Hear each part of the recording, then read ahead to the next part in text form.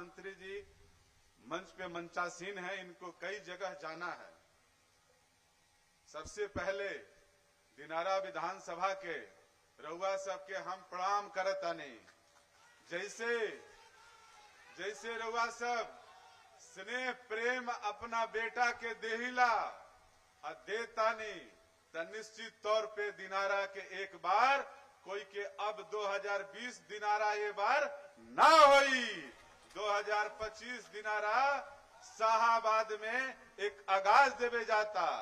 माई भलनी के परिसर में जौना हमने के गोत्र से खून से आविल जा सब नेता कही बात कहले रहे कि एनडीए गठबंधन के जेकरा के तरफ से हमार 5 नेता 5 पांडव घोषणा करिया ओकर साथ दिल दी। लेकिन आज कुछ और हो गई बा। लड़ाई हमने के कोई से नहीं खे। एक तरफ विकास के गाथा लिखे वाली सरकार और एक तरफ विनाश करे वाली सरकार जोना के मनसा बा। आज 2 घंटा में हमने के पटना पहुंचे तनी जा। हर माई बहन के खाता में 10-10 हजार रोजगार करे खातिर गइल बा। 125 यूनिट बिजली फ्री गइल बा। और तो और अभिभावक लोग के हमरा वृद्धा पेंशन में भी वृद्धि भइल बा। एकरा बाद 1 करोड़ नौजवान के कैबिनेट से पास भइल बा कि 25 से 30 के बीच में रोजगार भी मिली। मंच से रउआ सबके आग्रह करता नहीं। देख ली हमार सौभाग्य कि हमारा मंच पर हमारा खातिर उ रक्षा मंत्री जी आयल बानी जेकरा नेतृत्व में ये देश के सम्मान करे खातिर 2 गो ऑपरेशन भइल बा। और तीसरा ऑपरेशन आज दिनारा के करब। यहाँ के रउआ सब चढ़ बढ़ के यहाँ के सम्मान करिंजा।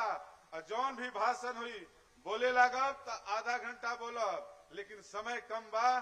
बहुत जगह चाचा के जाए के बाद ऐसे अपना वाणी के विराम देते हुए एक बार जरूर रउआ से आग्रह करब कि एनडीए गठबंधन के तरफ से राष्ट्रीय लोक मोर्चा के हम प्रत्याशी बानी। जो हमार चुनाव चिन्ह बा सिलेंडर छाप। संजोग देखी 5 पार्टी 5 पांडव और नंबरों हमरा के मिल गई बा 5 नंबर। 11 तारीख के 5 नंबर के सामने अतना बटन दबाई जा, गैस सिलेंडर इतना जल जाओ कि महागठबंधन राख हो जाओ। बहुत बहुत धन्यवाद। रउआ सबसे आग्रह करत तानी कि जौना सब उत्साह से करीब 350 गांव। श्री कमलेश पासवान, जिलाध्यक्ष हम पार्टी, संचालक श्री संतोष शर्मा, मंत्री बिहार सरकार श्री संतोष कुमार सिंह, भारतीय जनता पार्टी एमएलसी श्री जीवन कुमार जी, भाजपा एमएलसी श्री विनीत सिंह, अजीत राय लोजपा प्रदेश नेता और एनडीए के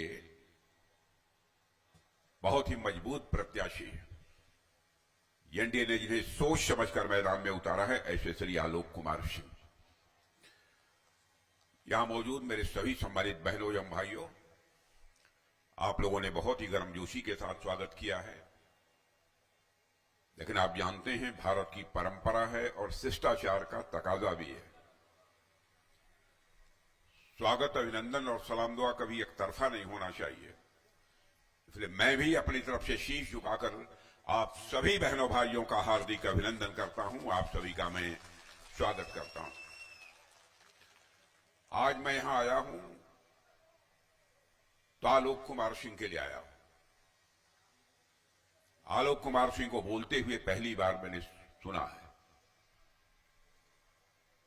परमात्मा ने आलोक कुमार सिंह को ठीक ठाक बनाया भी है, कद काठी भी ठीक है।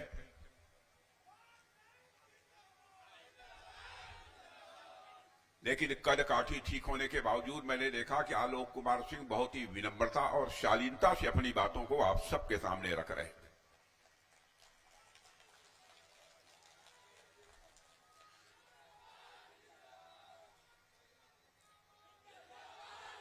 और बहनों भाइयों, जनप्रतिनिधि ऐसा ही होना चाहिए, तो विनम्र हो, शालीन हो। लेकिन यदि कोई जुल्म और अत्याचार करे तो उससे दो दो हाथ करने की उसके अंदर कुवत भी हो, ताकत भी हो। मैं समझता हूं कि इस कसौटी पर आलोक कुमार सिंह पूरी तरह से खरे उतरेंगे।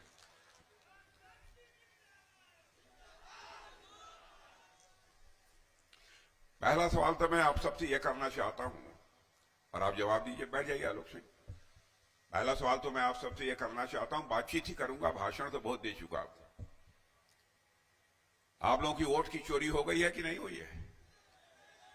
नहीं हुई है? इधर किसी की वोट की चोरी हुई है? पीछे वाले एकदम बतलाइए किसी की वोट की चोरी। देखिए सब लोग देख लो भैया, टेलीविजन वाले जब पर्दा वो जब कैमरा घुमा के देख लो, सब लोग किसी की वोट की चोरी नहीं हुई, किसी की वोट की। लेकिन राहुल गांधी तो कहते हैं कि बिहार के लोगों की वोट की चोरी हो गई है।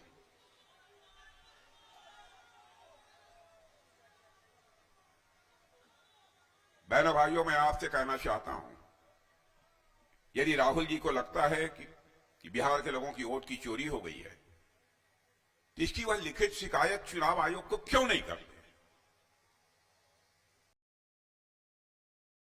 तो मैं उनसे यह भी पूछना चाहता हूं, क्या सच बोलकर राजनीति नहीं की जा सकती?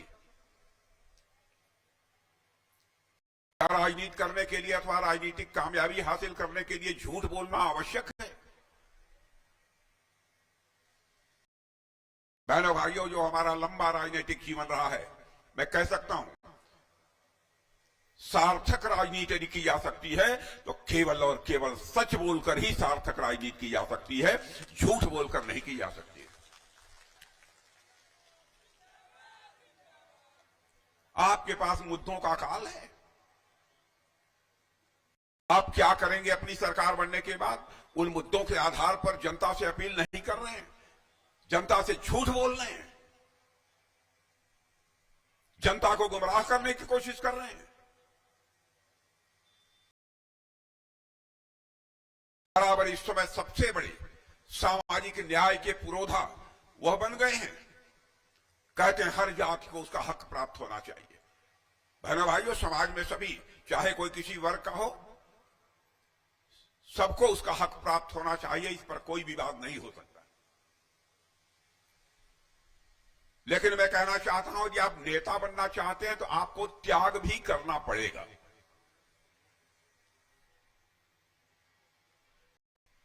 आप कांग्रेस पार्टी के नेता हैं, नेता विरोधी दल जब बनने का सवाल आया तब आपको कोई पिछड़ा वर्ग का नहीं दिखाई दिया, आपको कोई आदिवासी नहीं दिखाई दिया, आपको कोई मुसलमान नहीं दिखाई दिया, आपको कोई अनुसूचित वर्ग नहीं दिखाई दिया। स्वयं नेता विरोधी दल बनकर बैठ गए और आप सामाजिक न्याय के पुरोधा बनते हैं।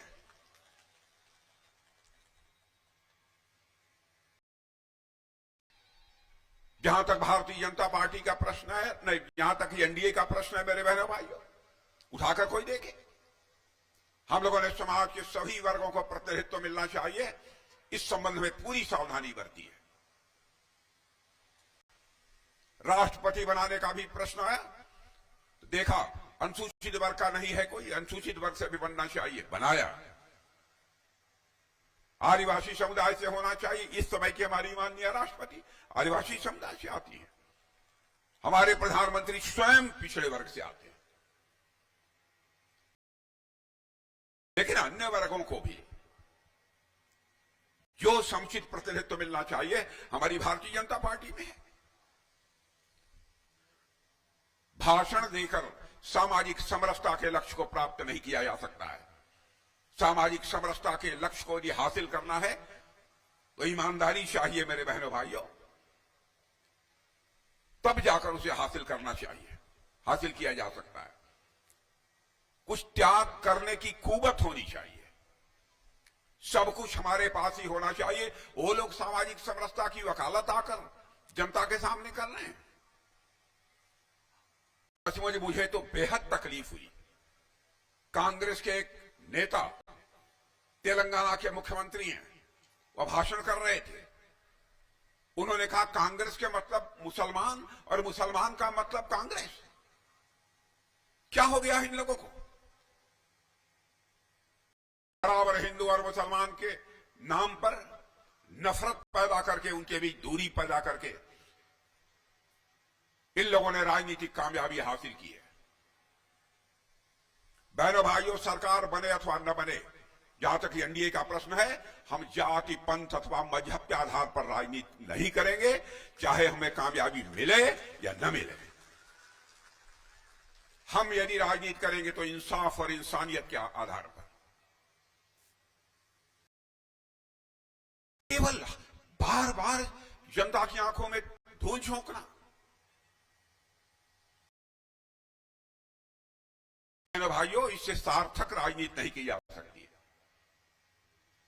राजनीति का लक्ष्य केवल सरकार बनाना नहीं होता है। राजनीति का लक्ष्य सरकार भी बनाना, लेकिन उसके साथ ही साथ समाज बनाना, देश बनाना, यह भी राजनीति का काम है।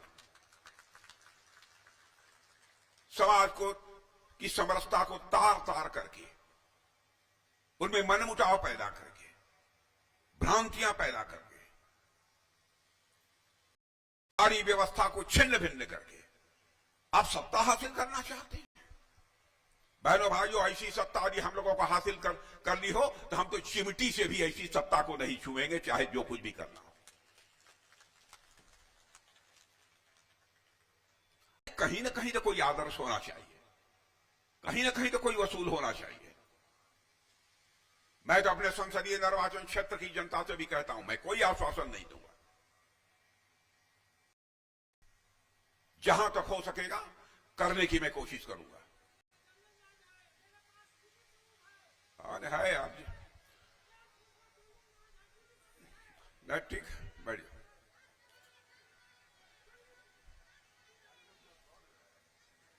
बहनों भाइयों,